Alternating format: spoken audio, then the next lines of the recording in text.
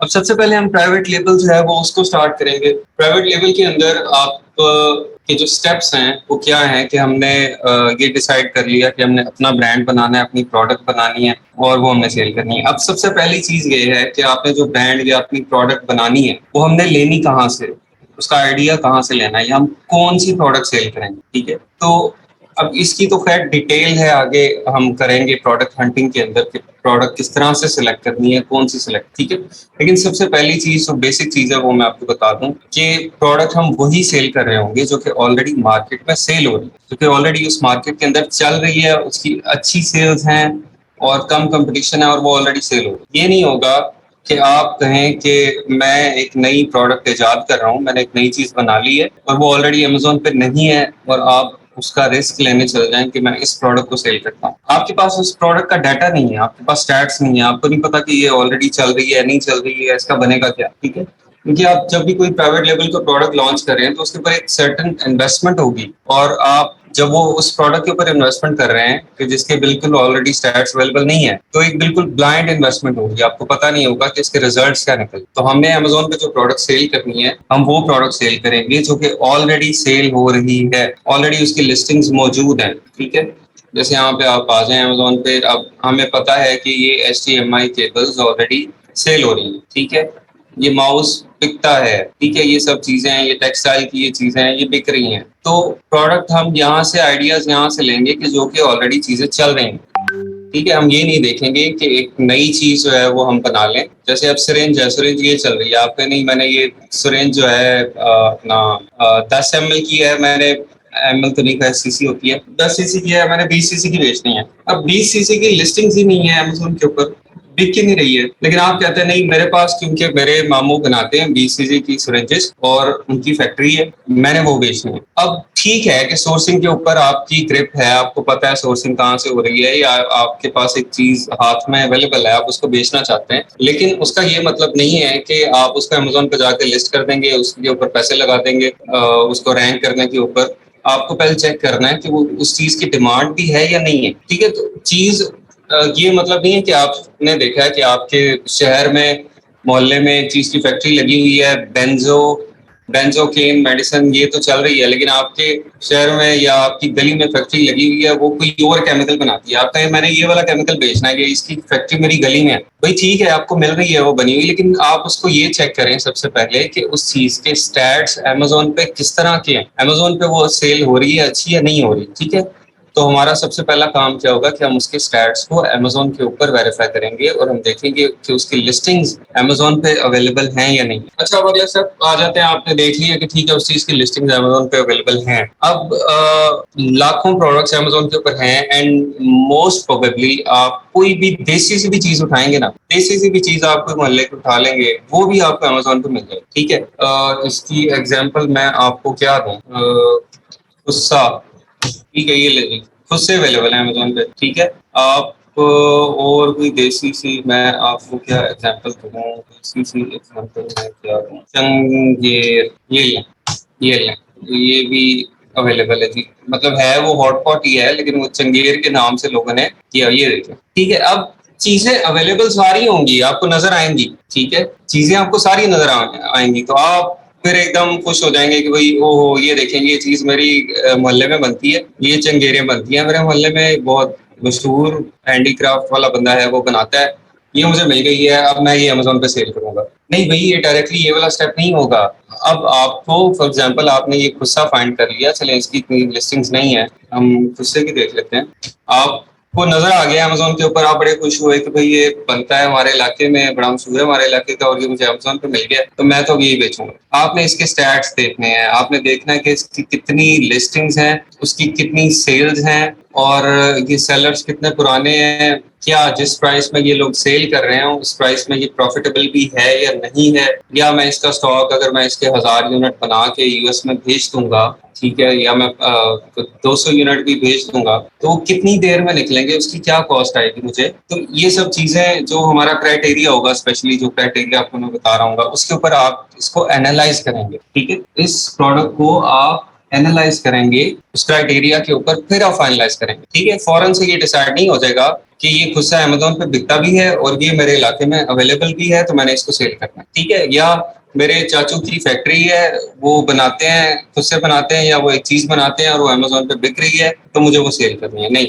आपको उसके stats check करने हैं सबसे पहले, उसके स्टैट्स वेरीफाई करने हैं और अगर उसके स्टैट्स अच्छे हैं, एज़ पर आवर क्राइटेरिया, उसकी चीज़ें ओके हैं, तो फिर आप उसको सेल करें, बहुत अच्छी बात है, ठीक है? तो ये एक बेसिक सी चीज़ प्रोडक्ट हंटिंग के अंदर जो सबसे पहला जो स्टेप है वो हमारा होता है। अच्छा, दूसरी चीज़ है आपने प्रोडक्ट डिसाइड कर ली, आपने क्राइटेरिया जो हम आगे देख रहे होंगे, टूल्स वगैरह वो सब कुछ यूज़ करते हुए आपने फाइनल कर लिया कि प्रोडक्ट मुझे बेचनी है और ये वाली बेचनी है और इसको आपने इसकी लिस्टिंग जो है वो अब बनानी। अब आगे आपका क्या स्टेप है? सबसे पहले आपने प्रोडक्ट जब फाइनल कर ली है तो फिर उसकी अब सोर्सिंग की तरफ जाना है हमने उस प्रोडक्ट हमने परचेज कहाँ से करना। अब इसके अंदर डिफरेंट सिनेरियोज हैं। आप चाइना से करते हैं, आप पाकिस्तान से करते हैं, आप वियतनाम से करते हैं, यूएस से करते हैं, यूके से करते हैं, कहाँ से करते हैं, ठीक है? डिफरेंट सिनेरियोज हैं। उन डिफरेंट सिनेरियोज के ऊपर ही आपकी जो इन्वेस्टमेंट है वो भी डिपेंड कर रही है, ठीक है? आप जो बार बार क्वेश्चन करते हैं ना, एक आता है कि भाई इन्वेस्टमेंट कितनी रिक्वायर्ड है, प्राइवेट लेवल में कितनी इन्वेस्टमेंट है, होलसेल में कितनी है। अब ये टोटल आपकी प्रोडक्ट पर डिपेंड करती है और प्रोडक्ट की सोर्सिंग कहाँ से आप कर रहे हैं उसके ऊपर डिपेंड करेगी आपकी इन्वेस्टमेंट। अब इसमें सिनेरियो वन हम लेते हैं कि हम चाइना से जो है वो अपनी चीज को बनाते हैं। इस गुस्से की एग्जांपल लेते हैं, गुस्सा हमने बनवाना है तो ये हम चाइना से बनवा, ठीक है? अब चाइना से जब आप बनवाएंगे तो सबसे बड़ी जो हर्डल हमारे पास होगी चाइना से बनवाने में वो क्या होगा कि हमें एक तो वहां पे जो क्वालिटी बन रही है, ऑल दो कि हम इंस्पेक्शन वगैरह करवाएंगे, अपने लोगों को भेज के इंस्पेक्शन करवाएंगे या इंस्पेक्शन की कंपनी हम हायर कर लेंगे, लेकिन फिर भी आपकी आंखों से ओझल है और आपको नहीं पता कि वो क्वालिटी क्या बन रही है, ठीक है? दूसरी चीज है जो जो सबसे बड़ा मसला है वो एमओक्यू का है, मिनिमम ऑर्डर क्वांटिटी का है। चाइना से जब भी आप बनाएंगे तो आपको एक ज्यादा क्वांटिटी बनवानी पड़ेगी, वो इसलिए ताकि आपको शिपिंग भी सस्ती पड़े, सप्लायर भी आपको सस्ता बना कर दे, और जो काफी ज्यादा टाइम लगना है China to US, China to UK या जर्मनी, जहां पे भी आपकी प्रोडक्ट जाने के लिए, उस टाइम के अंदर आपकी आउट ऑफ स्टॉक ना हो जाए चीज,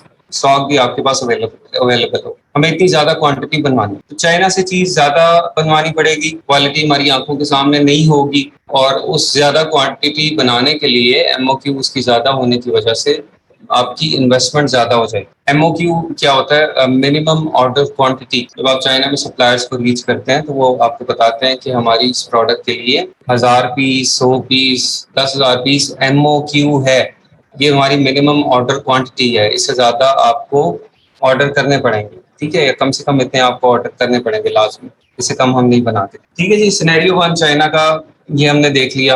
अब सिनेरियो टू ये है कि आप पाकिस्तान में वो चीज़ बनती है या बन सकती है और अच्छी क्वालिटी की अगर वो बन रही है तो पाकिस्तान से आप सोर्सिंग करें। पाकिस्तान से सोर्सिंग करने का आपको फायदा क्या होगा कि आप एमओक्यू आपके हाथ में हो, ठीक है? आप अगर आपकी छोटे साइज की चीज है तो आप उसको बाय एयर भी भेज सकते हैं और आप सप्लायर से खुद मिलके आप क्वालिटी चेक कर सकते हैं, क्वालिटी को इंश्योर कर सकते हैं और आप कम क्वांटिटी में चीज ले सकते हैं। दूसरा ये कि आपका आउट ऑफ स्टॉक जो जाने वाला पीरियड है वो भी, अगर आप यहाँ से बाय एयर भेज रहे हैं तो जल्दी पहुंच जाता है, अगर आप बाय सी भी भेज रहे हैं तो आप स्टॉक को इजीली मैनेज कर सकते हैं। क्वालिटी जो है वो आपको उसके ऊपर खुद मेहनत करनी पड़ेगी, खुद जाना पड़ेगा, खुद देखना पड़ेगा, आप सप्लायर के ऊपर बिल्कुल नहीं छोड़ सकते। पाकिस्तान में ये सबसे बड़ा इशू है कि आप इस तरह नहीं हो सकता कि वो किसी और शहर में, फैसलाबाद, कराची, सियालकोट में आपका सप्लायर मौजूद है और आप उसे कहीं कि ये 1000 पीस बना के भेज दे और वो बहुत अच्छी क्वालिटी के निकल आए, ऐसा नहीं हो, बिल्कुल नहीं होगा। जब तक आप उसको खुद जाके देखेंगे नहीं, आपका बंदा जाके अच्छी तरह चेक नहीं कर लेगा एक एक पीस को, तो आप क्वालिटी जो है वो इंश्योर नहीं कर सकते, ठीक है? यहाँ पे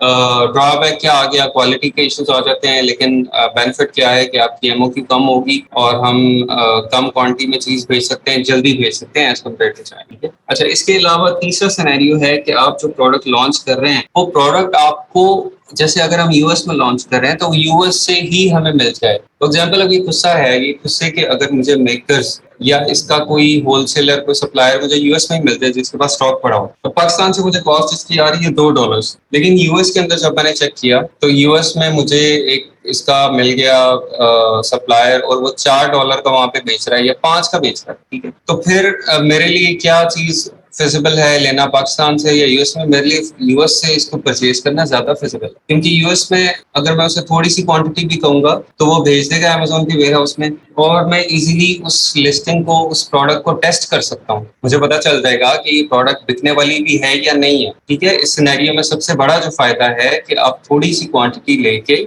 आप चेक कर सकते हैं कि प्रोडक्ट बिकने वाली है या नहीं है। जिस तरह की आपको स्टैट्स बता रहे हैं उस तरह का रिस्पॉन्स उसका आता है या नहीं आता। सबसे बड़ा फायदा हमें ये हो सकता है। दूसरा, आपका सप्लायर वहीं पे अवेलेबल है, आप क्वांटिटी कभी भी इंक्रीज कर सकते हैं, प्रोडक्ट को ऑल्टर करवा सकते हैं। ठीक है, अगर आपकी सेल नहीं हो रही आप उसको बैक अमेजोन से मंगवा के और सप्लायर को वापस भी कर सकते हैं। तो ये सारे बेनिफिट्स हैं। ठीक है, तो अब टॉप प्रायोरिटी पे सोर्सिंग करते हुए हमारी जो टॉप प्रायोरिटी क्या होगी कि सोर्सिंग हम कहाँ पे करें। सबसे पहली जो हमारी कोशिश है वो कहाँ की होगी, ये आप लोग मुझे बताएं। चैट ऑन किए। नंबर 1, नंबर 2, नंबर 3 पे क्या होगा? सबसे पहले यूएस है, नंबर 2 पे क्या है? पाकिस्तान है, नंबर 3 पे आगे चाइना है। ठीक है जी, सबसे पहले लोकल स्टॉक हमें मिल जाए, सबसे पहले आप वो तलाश करेंगे कि लोकली स्टॉक अवेलेबल है या नहीं है। ठीक है, चले बस सबसे पहली कोशिश यही है कि लोकली स्टॉक देखें अवेलेबल है या नहीं है। मिल जाता है बहुत अच्छी बात है, महंगा भी मिलता है तो कोई इशू नहीं है, इवन आपको प्रॉफिट भी नहीं हो रहा उसके ऊपर तो फिर भी आप उसको परचेज कर लें थोड़े से पीस उसके। फॉर एग्जाम्पल 50 पीस परचेज कर लें, 30-40 कर लें, 50 कर लें। अब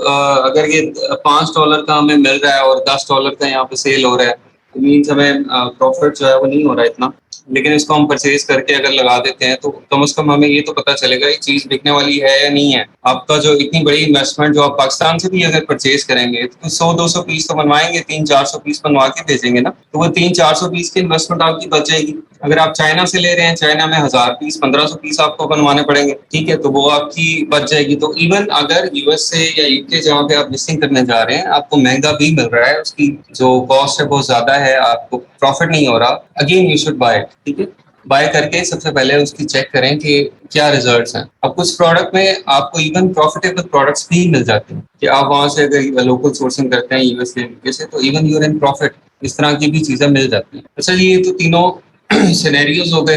अच्छा, अब ये चीज जब आप सोर्सिंग करके आपने प्रोडक्ट जो फाइनल की और फिर आपने देखा कि सोर्सिंग की 3 चीजें, आप जब हम अमेजोन के वेयर हाउस में भेजते हैं या अमेजोन के वेयर हाउस में भेजे बगैर हम चीज को सेल करते हैं, दो तरह के मॉडल्स हैं अमेजोन के पास। ठीक है, एफबीए आपने बार बार सुना, यहाँ पे स्लाइड्स में भी लिखा हुआ है कि जी अमेजोन PFBAPL प्राइवेट। एफबीए क्या चीज है? ठीक है, इसको हम समझ लें। एफबीए क्या है? Fulfilled by Amazon, fulfilled by Amazon. ठीक है, एफबीए के अंदर क्या होता है, आप जो प्रोडक्ट है एफबीए वर्सेस एफबीएम। अच्छा जी, एफबीए के अंदर क्या होता है कि आप अपनी जो प्रोडक्ट है वो हम अमेजोन को भेजते हैं, अमेजोन के वेयर हाउस में जाती है, फुलफिल्ड बाय अमेजोन जो है, और अमेजोन उसको क्या करता है अपने वेयर हाउस में स्टोर कर लेता है और वहां से वो इन्वेंट्री डायरेक्टली लिंक्ड होती है आपके सेलर सेंट्रल अकाउंट के साथ। जब भी कोई ऑर्डर आता है तो ऑटोमेटिकली अमेजोन उसको उस प्रोडक्ट को शिप कर देता है कस्टमर के पास, कस्टमर के एड्रेस के ऊपर। ठीक है, उसकी जो एड्रेस डिटेल्स हैं ऑटोमेटिकली अमेजोन उसको खुद ही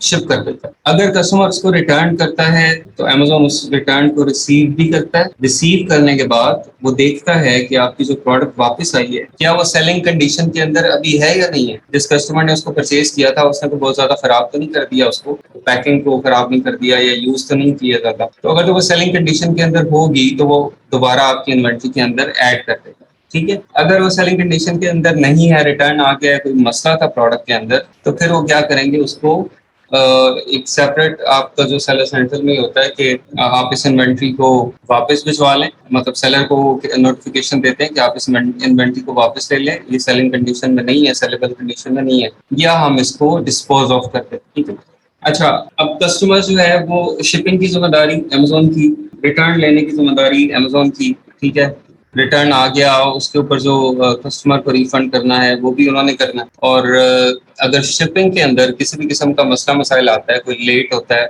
या शिपिंग के दौरान अगर चीज टूट जाती है तो वो भी जिम्मेदारी अमेजोन की है। अगर अमेजोन के वेयर हाउस में स्टोरेज के दौरान चीज टूट जाती है, खराब होती है, तो वो भी जिम्मेदारी अमेजोन की है। वो आपको उसका रिफंड देगा या आपको तो कस्टमर को उस तरह की चीज नहीं भेजेगा और आपको उसकी जो सेलिंग प्राइस है या उसकी एक सर्टेन परसेंटेज वो आपके अकाउंट में ऐड करे। ठीक है, ये तो है एफबीए वाला मॉडल। ये है टेंशन फ्री मॉडल। मैं पाकिस्तान में बैठा हूँ, यहाँ से मैंने क्या किया, 1000 पीस है वो एक प्रोडक्ट के बनवा के मैंने सीधा अमेजोन के वेयर हाउस में यूएस में उसको शिप कर दिया। मैंने बाय एयर किया, बाय सी किया या किसी शिपिंग एजेंट के थ्रू किया, वो एक अलग कहानी है सारी, लेकिन मैंने उसको अमेजोन के वेयर हाउस में पहुंचा दिया। पहुंचाने के बाद वो इन्वेंट्री लिंक हो गई मेरे सेलर सेंट्रल अकाउंट के साथ। ठीक है, मेरे सेलर सेंट्रल अकाउंट में लिखा हुआ आ गया कि 1000 यूनिट्स रिसीव हो गए हैं भाई, आपने भेजे थे वो आ गए। अब वो इन्वेंट्री लाइव हो जाएगी, कस्टमर्स को वो प्रोडक्ट नजर आना शुरू हो जाएगी, कस्टमर उसके ऊपर ऑर्डर करेंगे। ऑर्डर आने के बाद क्या होगा, अमेजोन वो पीस उठाता जाएगा, उठा के कस्टमर्स को भेजता जाएगा। ठीक है, भेजता जाएगा 1000 यूनिट कस्टमर को उनके एड्रेस के ऊपर भेजना, टाइमली भेजना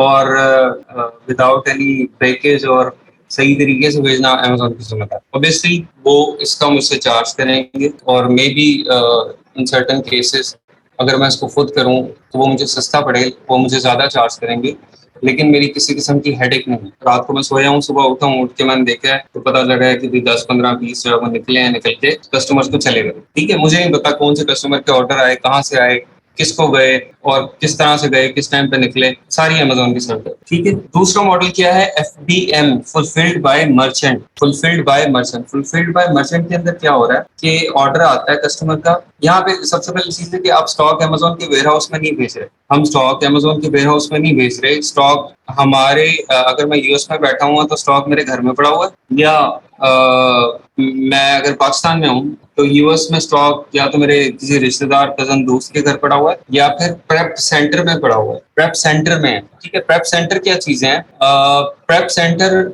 आप लगा लें कि वो वेयर हाउसेज हैं जो कि सर्विसेज देते हैं कि आप अपना स्टॉक उनको भेजते हैं। वो आपके स्टॉक को अगर कोई पैकिंग करनी है, कोई बंडल्स बनाने हैं उसके, पैक ऑफ 2, पैक ऑफ 10 के, ठीक है, या उसकी कोई छोटी पैकिंग बनानी है, बड़ी पैकिंग बनानी है, वो भी बनाएंगे। किसी कार्टन वगैरह में अगर उसको डालना है वो भी बनाएंगे और आपकी इन्वेंट्री को वो अपने पास रख लेंगे। वो आप समझ लें कि वो आपका दोस्त, आपका रिलेटिव यूएस में बैठा हुआ है, प्रेप सेंटर वाला। ठीक है, अब प्रेप सेंटर वाले की क्या जिम्मेदारी है, अगर आप FBM कर रहे हैं, फुलफिल्ड बाय मर्चेंट, तो जब आपको ऑर्डर आता है, आपने आपने स्टॉक यहाँ से पाकिस्तान से या चाइना से या यूएस से आपने भेज दिया प्रेप सेंटर के अंदर। ठीक है, प्रेप सेंटर के अंदर आपने भेज दिया, लिस्टिंग आपकी लाइव हो गई, आपने अमेजोन को बता दिया कि मैं FBM कर रहा हूँ इस प्रोडक्ट को, तो आपकी लिस्टिंग लाइव हो जाएगी। जब लाइव होगी तो आपको ऑर्डर रिसीव होंगे, ऑर्डर रिसीव होंगे तो अब अमेजोन उसको नहीं भेजेगा खुद ही, अब ये आपकी जिम्मेदारी है कि आप कस्टमर्स को उनके एड्रेस के ऊपर प्रोडक्ट को शिप करें। आप किस तरह से करेंगे, आप वही ऑर्डर जो है वो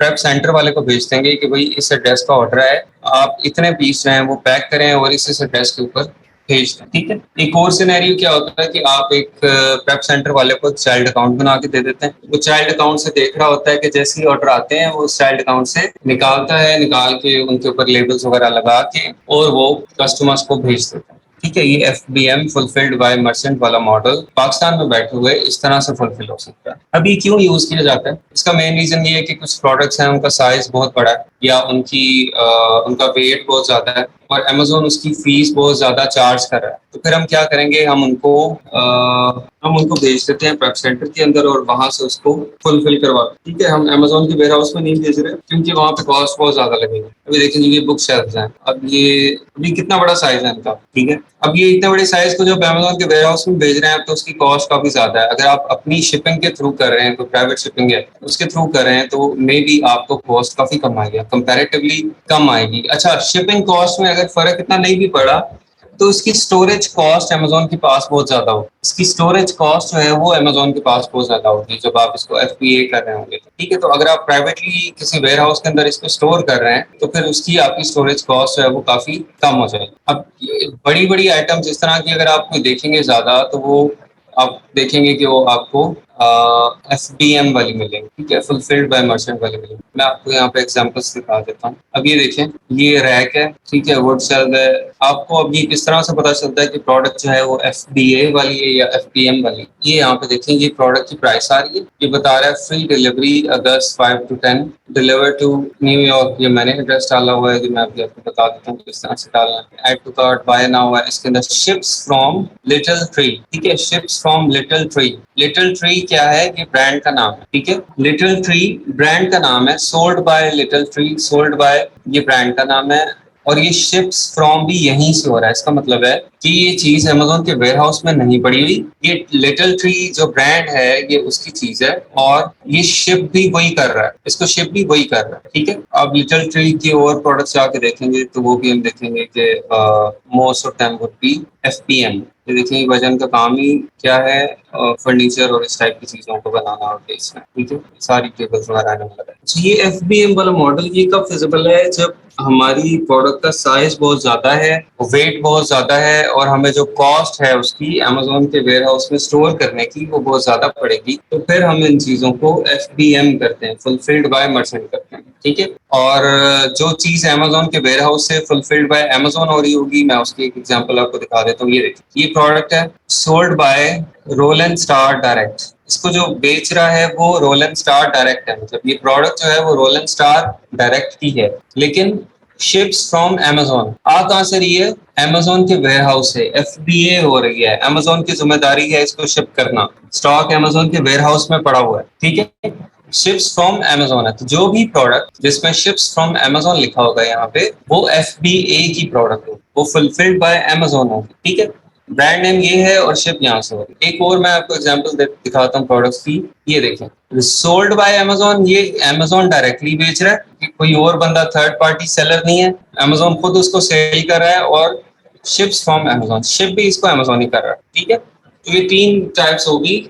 एक ब्रांड है जो कि FBA करता है, एक ब्रांड है वो FBM करता है, या अमेजोन है जो कि अमेजोन चीज भी खुद ही बनाता है और उसको बेचता भी खुद ही है। ठीक है, ये तीन बिजनेस मॉडल्स यहाँ पे ये आप FBA FBM ये इसको देख लें। अभी तक में कोई मसला मसाइल को परेशानी किसी को है तो बताएं। आसान आसान सी बिल्कुल इजी बातें की हमने, उसके बाद हमने की। अच्छा जी, अच्छा जी, अच्छा जी, अब आपके क्वेश्चंस इधर उधर के स्टार्ट हो गए हैं, चैट मैंने बंद कर दी है। मैं एक मिनट देख लेता हूँ इसमें कोई रेलेवेंट चीजें हैं तो मैं आपको आंसर कर देता हूँ। सोल्ड बाय अमेजोन ये है कि जो अमेजोन खुद सेल कर रहा है, अमेजोन की अपनी प्रोडक्ट है। ठीक है, इस तरह की प्रोडक्ट हम उसमें जाते नहीं है, हम बेचते नहीं है। जो प्रोडक्ट अमेजोन सेल कर रहा है, अमेजोन का आप मुकाबला कर ही नहीं सकते ना। ठीक है, अमेजोन की मार्केट प्लेस है, उसकी अपनी चीज है, उसकी अपनी सोर्सिंग है। अब ये 594 की बेच रहा है, आप यहाँ पे आए और आप कहें कि जो मैं $5 की बेच के मैं सस्ती बेच दूंगा, तो उनका दिल करे वो इसको $3 की कर दें, क्योंकि जो कॉस्ट आपको पड़ गई है, आपने FBA फी देनी है, आपने रेफरल फी देनी है, ये मैं अभी बताता हूँ आपको क्या चीज है, आपने ये सब कुछ देना है, वो अमेजोन ने तो नहीं देना।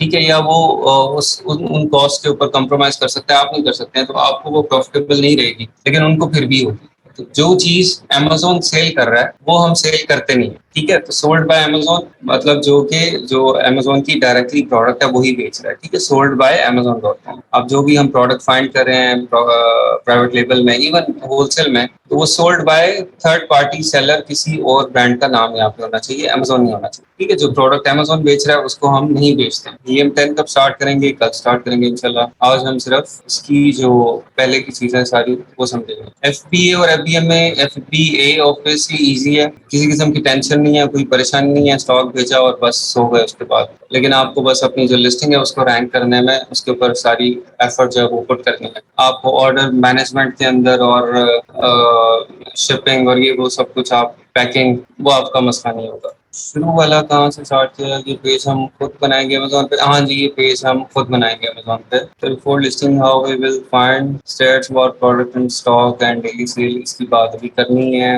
हाँ जी, अमेजोन सॉर्टिंग के भी चार्जेस लेता है। फॉर एग्जांपल, अगर मैंने एक बड़ा कार्टन भेज दिया है और उसके अंदर मेरी 5 प्रोडक्ट्स हैं, मैंने 10-10 पीस हर प्रोडक्ट की भेज दी और अमेजोन को कहा कि ये ले लें, उसको आप मेरी जो लिस्टिंग है उसके साथ अटैच कर दें, तो उसको अलग-अलग करने पड़ेंगे वो 5-5 10-10 पीस, तो वो उसके भी आपसे पैसे जो है वो सेपरेटली चार्ज करेगा। तो क्या हम इंटरनेशनल ब्रांड्स के प्रोडक्ट सेल कर सकते हैं, लाइक एचपी, नाइकी वगैरह, और कोई डॉक्यूमेंट्स रिक्वायर्ड है फॉर FBA और FBM? हाँ जी, ये जो अगर आपको इंटरनेशनल ब्रांड्स की प्रोडक्ट आप सेल करें तो दिस इज कॉल्ड होलसेल। आप होलसेल में उसको बेच सकते हैं if that brand allows you to sell it. ठीक है, तो वो फिर होलसेल मॉडल है, वो प्राइवेट लेवल में नहीं होगा, वो आपका अपना ब्रांड नहीं है ना, आपकी अपनी प्रोडक्ट नहीं है, वो ऑलरेडी एक एस्टैब्लिश्ड ब्रांड है, उसको सेल कर रहा है। आप भी अगर उसी की प्रोडक्ट को सेल करने जा रहे हैं and you have the permission, तो फिर आप उसको सेल कर सकते हैं। ठीक है, इसको होलसेल में जाके हम देखेंगे कि उस ब्रांड की किस तरह से चेक करनी है कि आपके पास परमिशन है या नहीं है, और आपको परमिशन मिल सकती है या नहीं मिल सकती, और किस तरह से लेनी है, फिर ही हम प्रोडक्ट जो है वो सेल कर सकते हैं।